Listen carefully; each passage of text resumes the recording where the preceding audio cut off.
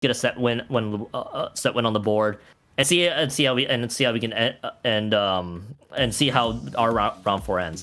For context, by the way, Iridescent, by the way, almost gave EasyMD a run of their money with the 3-2 set earlier, just not able to take it home for game number 5 there. So Iridescent, very solid team so far. They're also something I just realized with their records, by the way, Rocket, before game 1 cues in. Iridescent has entered game 5 twice and has lost both of them.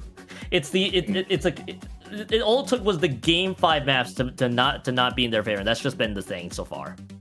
Yeah, just unable to really close it out in game 5. Sometimes that just happens. Very unfortunate placement to be in here, but now both teams very hungry for that first win. I'm also taking a look at Iridescent.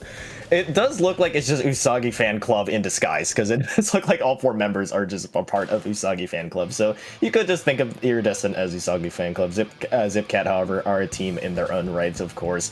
You know them, you love them. I've seen them around fairly frequently, but we taking a look at the comps here. You do have a Tenebrella in the hands of Iridescent here, and Tenebrella on Barnacle and Dime is so powerful just for these narrow alleyways, but not only that, because of how flat the entire map is, the Tenebrella can move up the ramp pretty easily, and you see it being used here, doing wonders, as Iridescent finding opening 2 picks, as you see the splash finding 2, as a Leaf on this left side trying to take 1 against this decab will be taken out, but to the point of how strong the Tenebrella here is, you see how much of a problem it has been for Zipcat. Yeah, Zipcat having to just wrestle with that Tenebrella, also just having to wrestle with a few with members going down in quick succession here. That Ultra Stamp, I saw it through the heavens. It has flown in and immediately eliminates 2 players from the left-hand side of their map on their own side. Somehow 1 player nearly escapes with their lives at the end of it. Zuka is not able to find another pick there. That was a crazy Ultra Stamp throw. I think they even got sights of that. And this could be it for Zipcat. Iridescent might take home game number 1 here. Maybe unless there's a last chance here from Zipcat that's just trying to run into the zone. No, they lose 2. This is a 100-0 victory here for Iridescent. 3 members going down. Oh my goodness, the Ultra Stamp of the Heavens was excellent. Yes, really nice highlight play there. That was Goose on the Tenebrella as well to close things out. And Iridescent really just never let their foot off of the pedal, just constantly keeping Zipcat on the back foot, constantly keeping them in the base. And we see now, with this being the 4th sets, I mean, we've seen this kind of similar pattern really play out. Of course, obviously, you want to push the enemies far away into their spawn as possible. But what these teams have really been able to do is just still get picks regardless, even if the players are so far into their base you can barely see them. And even a little bit of chip can cause that 1 or 2 player down, which obviously leads them to having to reset their efforts, reset to their retakes, and that's exactly what Iridescent did. I'm still shaken up by the Ultra Stamp toss by the end. I think, to be fair, that's probably like the wisest play you could throw it at. But so. Oh my goodness, that was a great win for Iridescent. And I think it feels like, Rocket, I feel like if you look at, you know how we both like to watch sports, and you look at the box scores for certain games, it's you see the 3-2s, like, is this a team that really is a good team? They're just not getting the better end of some of the victories they need, and it looks like it kind of shows there with Iridescent coming into this one. That was a powerful start from Iridescent here. The start of the game 1, game 2 being also being very standard for both teams to approach it is, and that is going to be Zipcat. I think for Zipcat, if you're going to try to get your first set victory on the road, I think it's just having to wash out how game 1 went for them against Iridescent. And Zipcat, I think the answer is how to deal with the Umbrella. I feel like that might be priority number 1.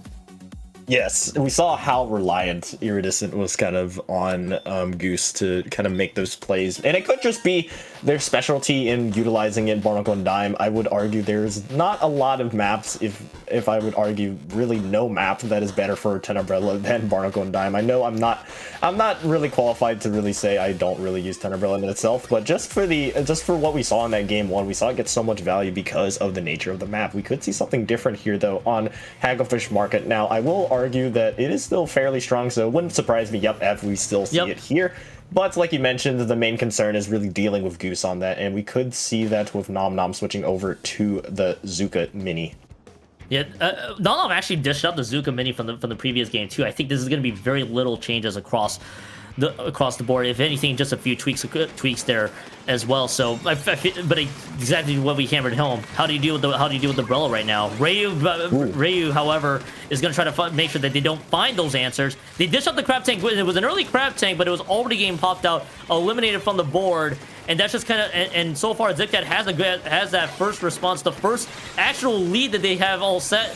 So they're looking to see if they get a response, but Leaf may have had other ideas there, as the Ultra Stamp toss does not get the other, but they are able to move forward, trying to take out Eli there on top of it. I mean, that Ultra Stamp double there might have meant a lot at the end, because that forces Iridescent to move forward, and that's just what we're seeing right now from Iridescent.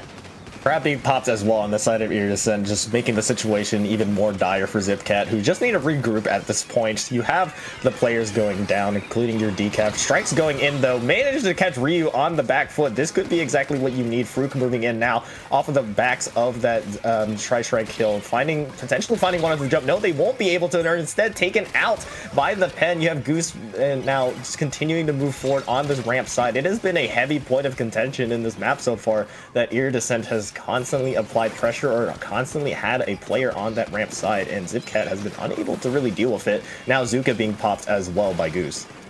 Yeah, Goose popping out that Zuka, trying to see if they can find a few members, probably likely based on the callouts that we saw from Iridescent, but not able to find anything. 3 specials are available from Zipcat here, Rocket. There is the Trip Strikes. There's a bubble. Trip Strikes not there anymore. Nom immediately uses the Zuka. No bubble right now either. That's all 3 members that had specials on the board that have been eliminated, and now it's just on Eli. Eli's also down on top of it. Iridescent gets a delayed wipe. 20 points remaining and still counting down. This could be Iridescent taking home game number 2 here. They will get the trade. The trade will favor Iridescent at the end of it in terms of the advantage here. Trip Strikes for dear life, trying to get the capital zone, which they do in conjunction with the bombs. Rocket, this might just be a little bump in the road for Iridescent. They get the zones back in quick succession. Zipcat still trying to fight on for that map 2 dub.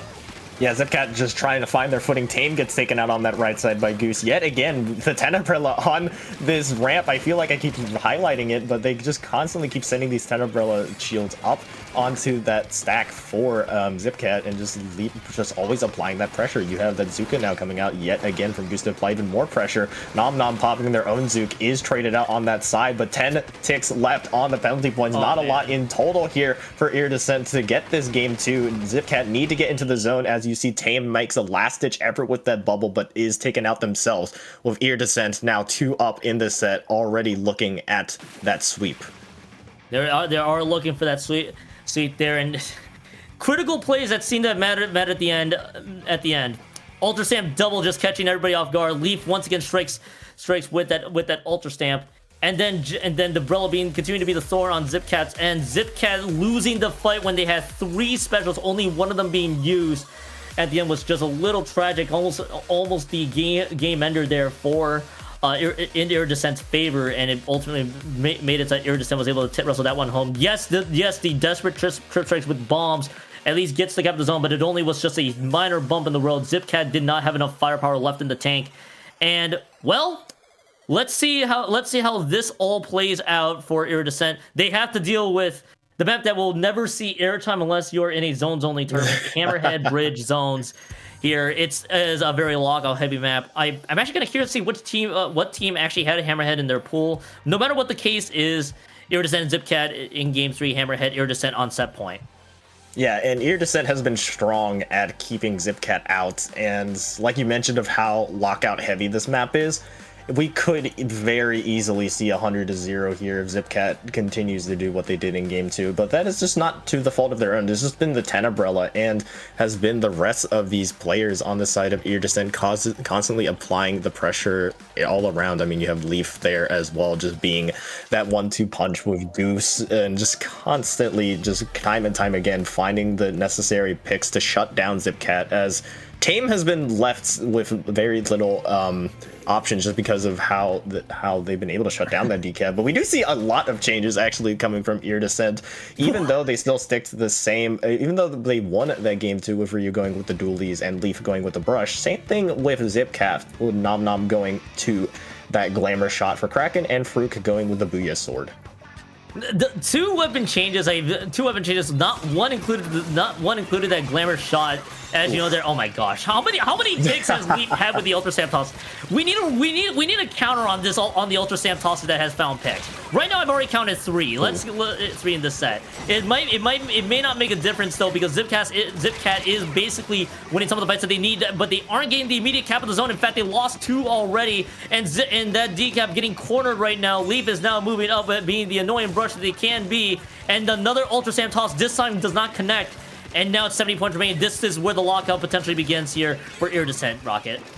Yes, you need to utilize this Booyah Bomb, however, that you've now really enabled with switching over to this comp. You have Nom Nom's Kraken not being able to get any traction, though, as Goose will find one onto Nom Nom. 2 players down in total as Tame goes down as well. You have 2 specials to utilize. Nom Nom's Kraken is being utilized, and now Farouk also has their Booyah Bomb just waiting for an opportunity as Nom Nom is hunting this Kraken, Ryu's Kraken in regard, but they could be punished on this left side. Tame goes down yet again. The bubble has not been able to really protect them. Nom Nom going down to Ryu. 10 ticks left, and that might just do it there as the remaining 2 Zipcat members fall in the background. Quick 100-0 as Iridescent get their first set win, sweeping Zipcat. And is that their second 100? No, they didn't get 100-0. Zipcat got the cap earlier, right? Because because I was gonna say that could have been 2 100-0s there for Iridescent, and I saw at the end Zipcat I think just resigned their fate. They saw 2 members up front. It's like, all right, there's nothing we could really do that now that we're Zipcat. But Iridescent, ultimately the story for this group, they get their first set victory for them, which I mean is a great boon for them, because they did not want to be the team to not have that set to not be winless coming into this. But for Iridescent though, man, the 2-3-2s, if it went in their favor, we could be talking about a very different scoreline. But at the end of the day, they had the 1-3 set. Zipcat dropping to 0-4. They get to deal with Ants for a chance to be on the board for set records here. But Rocket, I think this was definitely Iridescent looking really solid despite what their record shows. For sure, and we really got to see them finally flex their strengths. I'm sure they probably had some built-in motivation of like, hey, if things turned out slightly differently, we could be looking at 3-1 right now. We could be in the race for it as well, but that win